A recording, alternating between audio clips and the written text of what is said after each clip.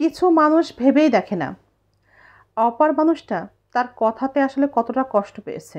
এই ধরনের বাজে চরিত্রের মানুষ কিন্তু আমাদের কাছের মানুষও হতে পারে, যাদেরকে আমরা আপন ভাবি, খুব কাছের ভাবি, তাদেরও এমন চরিত্র হতে পারে।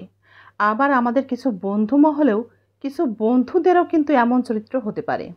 এই ধরনের বাজে ব্যবহার কিছু মানুষের মধ্যে আমরা লক্ষ্য করি কখন জানেন? যে মানুষটি আপনার থেকে সে নিজেকে মূল্যবান মনে করে, আপনাকে সস্তা মনে করে, বন্ধুই বলেন আর আপনজনই বলেন, যার কাছে আপনার মূল্য 2 পয়সাও নেই, সেই আপনাকে এভাবেই কষ্ট দিয়ে ছোট করে দুর্বল করে রাখতে চায়।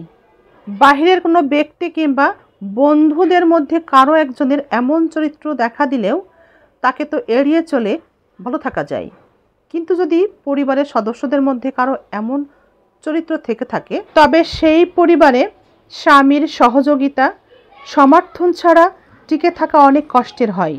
একটা পুরুষের জীবনে এমন কোনো বন্ধু যদি জোটে, তাকে বাদ দিয়ে নতুন বন্ধুত্ব কিন্তু তৈরি করা সম্ভব হয়। কিন্তু একটা মেয়ে যদি কোনো সংসারে গিয়ে এমন কিছু চরিত্রের সদস্য পায়, তবে স্বামীর সহযোগিতা ছাড়া সেখানে টিকে থাকা সম্ভব হয় না, অনেক কঠিন হয়ে যায়। একটা নির্লজ্জ, হায়াহীন মেয়ের জন্যে স্বামীর সহযোগিতার প্রয়োজন নাও পড়তে পারে, কিন্তু সত্যিকারে একটা ভালো চরিত্রের নারীর জন্যে ঘরে বাহিরে সর্বক্ষেত্রেই স্বামীর সহযোগিতা, স্বামীর সমর্থন থাকাটা অনেক বেশি জরুরি হয়। কিন্তু পরিবারের সদস্যরা যদি এমন চরিত্রের হয়, তাহলে তো স্বামীর সমর্থনেই সেখানে টিকে থাকাটা সম্ভব হয়। কিন্তু যদি স্বামী নিজেই তার নিজের স্ত্রীর সাথে এমন ব্যবহার দিয়ে থাকে, সর্বসময় সর্বদা কোনো কিছু চিন্তা করে না, স্ত্রীকে কষ্ট দেওয়া কথা বলেই যায়, সেক্ষেত্রে একজন স্ত্রীর পক্ষে সেক্ষেত্রে কী করার উপায় থাকতে পারে?